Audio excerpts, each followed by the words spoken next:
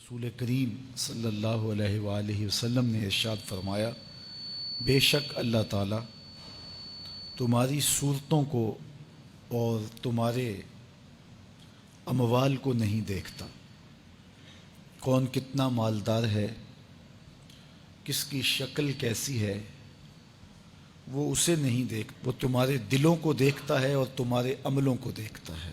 تو اس لیے صورت جیسی بھی ہو وہ تو اللہ کی بنائی ہوئی ہے، تو ہمیں اپنی سیرت کو سنوارنے کی کوشش کرنی چاہیے۔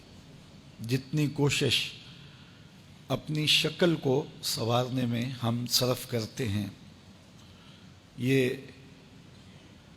رنگ گورا کرنے والی کریمیں اس وقت جتنی زیادہ فروخت ہو رہی ہیں، ہر شخص اس چکر میں ہے کہ میں اچھا بھلا دکھائی دوں صورت سے، شکل سے، لیکن رب چاہتا ہے کہ میرے بندے کی سیرت اچھی ہو، رنگ بلالی بھی ہو، لیکن صورت کی بجائے سیرت کی طرف توجہ دینے کی ضرورت ہے۔ حضرت باہو نے بھی کہا تھا کہ دل کالے نالوں منہ کالا چنگا، جے کو یہ رمز پچھانے ہو۔ تو اصل بات دل کی پاکیزگی کی ہے، دل کی طہارت کی ہے۔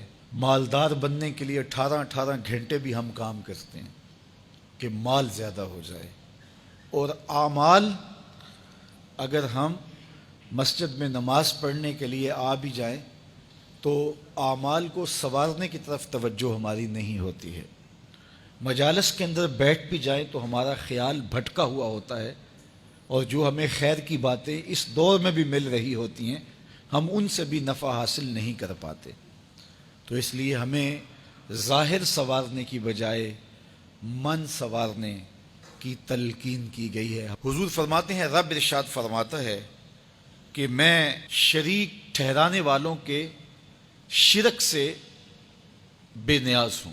جس نے کوئی عمل کیا جس عمل میں اس نے میرے ساتھ کسی اور کو شریک کیا، تو میں اس کو بھی اور اس کے عمل کو بھی اور اس کے شرک کو بھی ترک کرتا ہوں، چھوڑتا ہوں۔ وہ جانے اس کا عمل جانے۔ تو جو عمل ہو وہ محض رضائے الہی کے لیے ہو۔ اگر کسی کے دکھاوے کے لیے عمل کیا ہے تو یہ عمل ہی نہیں ہے، اور اللہ کی بارگاہ میں قطعاً قبول نہیں ہے، جس میں کسی کے دکھلاوے کا عنصر شامل ہو جائے۔ ہم اپنے عمل برباد نہ کریں۔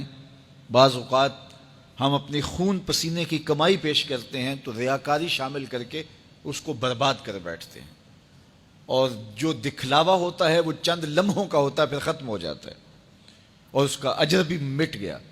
لیکن اگر رضائے الہی مقصود ہو تو پھر وہ عمل اگر تھوڑا بھی ہو اس کا اجر بڑھتا رہتا ہے۔ حضور علیہ السلام نے ارشاد فرمایا، جب کوئی بندہ صدقہ دیتا ہے اور وہ تھوڑا سا صدقہ جب پیش کرے تو اللہ تعالیٰ اس کو ایسے پالتا ہے جس طرح تم جانور پالتے ہو، اور قیامت کے دن وہ مٹھی بھر جو دیے ہوئے تھوڑا سا صدقہ دیا ہوا تمہیں ایسے ملے گا جس طرح احد پہاڑ ہوتا ہے۔ تو وہ تو بڑھتا رہے گا، پلتا رہے گا، لیکن جس میں شرک شامل ہو گیا تو وہ بڑا عمل بھی ہوا تو وہ عمل قابل قبول ہی نہیں ہے۔ اللہ کے محبوب صلی اللہ علیہ وآلہ وسلم نے ارشاد فرمایا، جس شخص کی نیت آخرت کی طلب ہے، جو بھی عمل کرتا ہے، نماز پڑھتا ہے، روزہ رکھتا ہے، یہ درس حدیث دے رہا ہے، درس قرآن دے رہا ہے، مسجد میں آ کے جھاڑو دے رہا ہے، واش روم صاف کر رہا ہے، آنے والے مہمانوں کو تکریم دے رہا ہے، کھانا کھلا رہا ہے، چٹائیاں بچھا رہا ہے، اس کا مقصد کیا ہے؟ آخرت کی طلب۔ جو بھی وہ کام کرتا ہے اچھائی کا، نیکی کا، اس کا مقصد کیا ہے؟ طلب الآخرہ۔ اللہ اس کے دل کے اندر غنا ڈال دیتا ہے، اس کے دل کو اللہ غنی کر دیتا ہے۔ یہ حضور نے فرمایا، اور ایسا ہی ہے۔ اپنے عمل کو خالص کر کے دیکھ لو، آپ کا دل دنیا سے غنی ہو جائے گا۔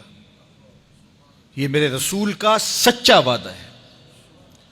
جب کوئی شخص اپنے اعمال کو آخرت کے لیے کرتا ہے، اس کی طلب دنیا حاصل کرنا نہیں، آخرت حاصل کرنا ہے، سچے رسول کا سچا وعدہ ہے، اللہ اس کے دل کو غنی کر دیتا ہے۔